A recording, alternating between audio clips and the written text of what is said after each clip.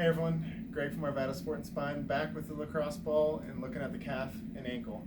So last video we talked about a quick one to do on the calf. Now I just want to break it down, give you a few more for the ankle, for the foot. These are great for tight calves, tight ankles, and plantar fasciitis.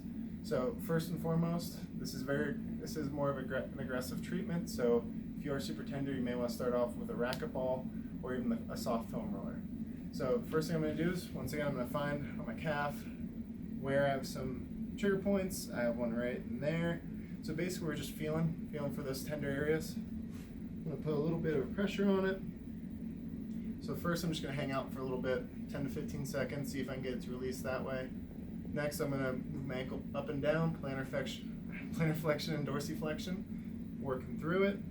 And then once again, a little bit of rocking side to side.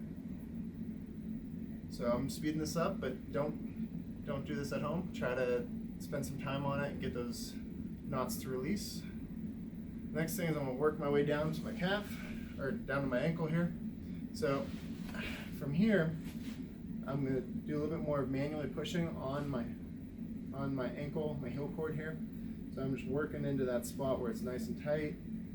You can kind of feel your calf loosening up and your ankle loosening up. Take some time, once again, find those really tight spots and dig in there. And then for the last one, I always tell people to do this if they have issues. Do this in the morning while you're brushing your teeth. So all we're going to do is step on it. I'm going to hang out there for about 15-20 seconds.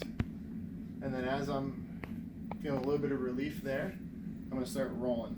So I'll find some tender spots about mid-foot and then right before the toes start.